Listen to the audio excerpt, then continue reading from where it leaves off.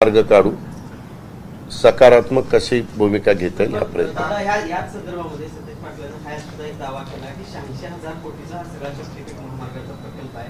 मात्र हा सगळा प्रकल्प सुरू होण्याआधी त्याचं बजेट 1 लाख कोटीपर्यंत. हो का, असे आकडे तर सगळ्यांनाच बोलता येतात. त्याच्यामध्ये जर कुठं काही चुकीचं झालेलं असेल तर त्यांनी ऑन पेपर दाखवावं की हा एवढ्यात झाला असता, तेवढ्यात झाला असता. आता देशभर नॅशनल हायवेची कामं चाललेली आहेत, देशभर मेट्रोची कामं चाललेली आहेत, वंदे भारतची कामं चाललेली आहेत, रेल्वे लाईनची कामं चाललेली आहेत, खूप प्रकारची वेगवेगळी कामं चाललेली आहेत. कुठल्या भागातलं ते काम आहे आणि त्या भागात जमिनीचे दर काय आहे ह्याही गोष्टीला महत्त्व असतं. आणि तो किती लेनचा आहे, किती फ्लायओव्हर तिथे येणार आहेत, किती सबवे तिथे येणार आहेत, अशा अनेक गोष्टी असतात. त्याच्यामुळं आमच्या मुख्यमंत्र्यांचा कटाक्षाने प्रयत्न असाच असतो की रिझनेबल जे काही प्लॅन इस्टिमेट असलं पाहिजे ते बघूनच आम्ही पुढे जाऊ. हो का, मी आपल्याला सांगतो, आम्ही दोघंही पुण्याचं प्रतिनिधित्व करतो. मी 10 वर्षापूर्वी पुण्याला रिंग रोड करत असताना त्या रिंग रोडची किंमत 10,000 कोटी होती. आता तो रिंग रोड गेलाय 40,000 कोटीच्या पुढं. 10 वर्षात 40,000 कोटीच्या पुढं. पत्रकार मित्रांनो, मी खोटं सांगत नाही. 5 वर्षात 10ची 20 होती आणि 10 वर्षात 20ची पुन्हा दुप्पट होती, 40 होती. कुठलेही प्रोजेक्ट घ्या, इरिगेशनच्याही बद्दलचे प्रोजेक्ट तुम्ही जर उदाहरणार्थ गोसीखुर्द घेतला, ज्यावेळेस पंतप्रधान इंदिरा गांधींनी त्याचं भूमिपूजन केलं त्यावेळेस तो प्रकल्प काहीतरी 300-350 कोटीचा होता सगळा मिळून. आता तो प्रकल्प 25,000 कोटीच्या पुढे गेलेला आहे. तर जर जेवढा उशीर होईल तेवढी कॉस्ट वाढतच जाते. ही फॅक्ट कोणी नाकारूच शकत नाही. दादा शक्तीपीठ बद्दल आपण ज्या पद्धतीने आता सांगत आहेत, विरोधक केवळ या ठिकाणी आंदोलन होते किंवा आपली बाजू मांडत आहेत, मात्र सत्ताधारी सोडून कुठलाही लोकप्रतिनिधी चांगले असू दे किंवा कोल्हापूर जिल्ह्यातील हे शेतकऱ्यांना समजून सांगतानाच आपल्याला पाहायला मिळत नाही किंवा त्यांच्या. मी आपल्याला सांगतो, ज्यावेळेस शेतकरी हा विरोध करत असतो त्यावेळेस लोकप्रतिनिधी हा जनतेचा लोकप्रतिनिधी असतो. त्या भागात मतदारसंघातला जो आमचा महायुतीचा आमदार आहे त्याला पण शेतकऱ्यांची बाजू घ्यावी लागते, हे तुम्ही लक्षात घ्या.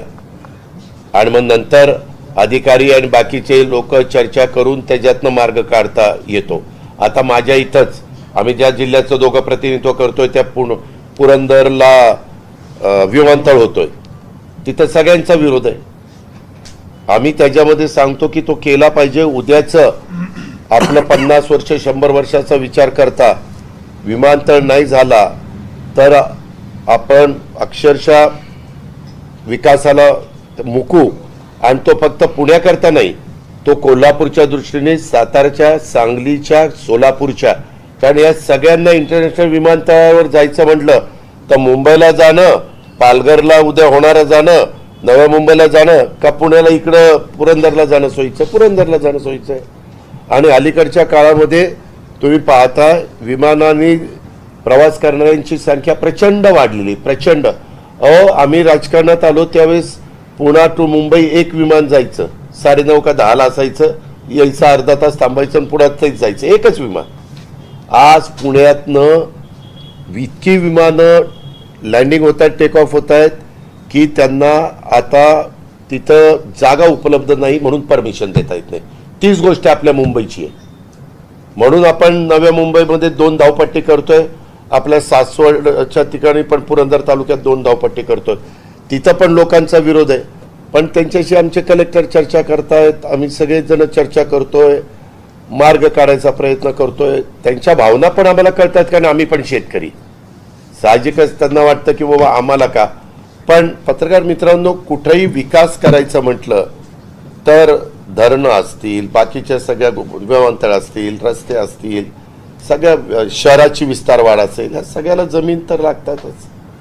फक्त त्या ज्यांची आपण जमीन घेतो त्यांचं नुकसान होऊ नये एवढंच पाहिलं बघितलं पाहिजे. महिला मतदार मोठ्या संख्येने आहेत, अगदी जिव्हाळ्याचा आणि संवेदनशील विषय आहे. की ज्या पद्धतीनं महिलांना स्वच्छतागृहाची उपलब्धता नसते, एखादं पेट्रोल पंप असेल किंवा एखादं हॉटेल असेल, तिथं स्वच्छता होते की नाही हे प्रॉपर कोणीच पाहत नाही. मोठ्या संख्येनं महिला मतदार असताना देखील हा स्वच्छतागृहाचा प्रश्न कडे पूर्ण दुर्लक्ष केलं जातं. आरोग्याच्या खूप समस्या महिलांना यामुळं येत आहेत. हे एक गोष्ट कोणीतरी बघितलं नाही पाहिजे. नाही कोणीतरी बघितलं पाहिजे, ही गोष्ट खरी आहे. म्हणूनच नॅशनल हायवे आणि आपले राज्य स्टेट हायवे ह्याच्या संदर्भामध्ये वेगवेगळ्या भागामध्ये आपण पेट्रोल पंप आणि ह्या सगळ्या सुविधा देतो. जसं परदेशामध्ये असतात तिथं पेट्रोल पंप धारकांनी जर काही छोटासा मॉल काढला तर तिथं महिलांचं स्वच्छतागृह, पुरुषांचं स्वच्छतागृह ह्या सगळ्या गोष्टी ठेवल्या पाहिजेत. आम्ही आता सगळ्या शाळेंच्या मध्ये स्वच्छतागृहाला प्राधान्य दिलेलं आहे. DPDC मधनं मला वाटतं 5% रक्कम शालेय शिक्षणला उपलब्ध करून दिलेले, महिला बाल विकासला काही टक्के रक्कम उपलब्ध करून दिलेली आहे आणि ह्याच्यातून ही कामं घ्यायला सांगितलेले आहेत. CSR मधनं देखील काही चांगल्या कंपन्या पुढे येत आहेत आणि त्या पद्धतीनं काम करतायत. आज आपली मुंबई असेल, आपलं उपराजधानी नागपूर असेल, नागपूरला पण फार चांगल्या प्रकारची स्वच्छतागृह केली आणि आपण थोडंसं मात्र तिथं नागरिकांनी पण सहकार्य करावं. ते स्वच्छतागृहाचा मेंटेनन्स चांगला ठेवण्याच्या करता सुद्धा, उदाहरणार्थ सुलभ शौचालय, तर सुलभ शौचालयाच्या करता तुम्हाला तिथं जायचं म्हटलं तर थोडंसं काही तिथं किंमत मोजावी लागते. पण तिथं बाकीच्या सगळ्या स्वच्छता, तुम्ही जो काही आजाराचे प्रश्न वगैरे उपस्थित केले ते तिथं कुठल्याही परिस्थितीत राहणार नाही. अशा पद्धतीनं आम्ही नियोजन केलेलं आहे. नगरविकास खातं पण त्या पद्धतीनं काम करत आहे आणि जिल्हा परिषदेला पण स्पष्टपणे सूचना त्याबद्दलच्या दिलेल्या आहेत. शेवटचा महापालिकेला 100 कोटी तुम्ही घोषणा केली आहे, जवळपास 50 कोटी तुम्ही महापालिकेला दिले. पुढे महापालिका निवडणूक आहेत, त्या दृष्टीनं अजून काही निधी देणार आणि जे पैसे दिले त्या कामाची तपासणी तुम्ही केली का? हे का एक मिनिट, आम्ही सगळीकडं पैसे देत असतो. पैसे दिल्यानंतर तिथं जी बॉडी असती, जे अधिकारी असतात त्यांनी ते तपासायचं असतं. जर कुठली तक्रार आली तर आम्ही त्याच्या संदर्भात स्क्वॉड पाठवून त्याची चौकशी करू शकतो.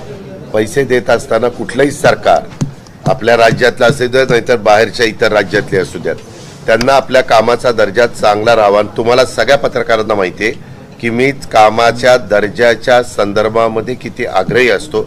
मी तर सकाळी पहाटे 6ला जाऊन साईट पाहत असतो आणि जर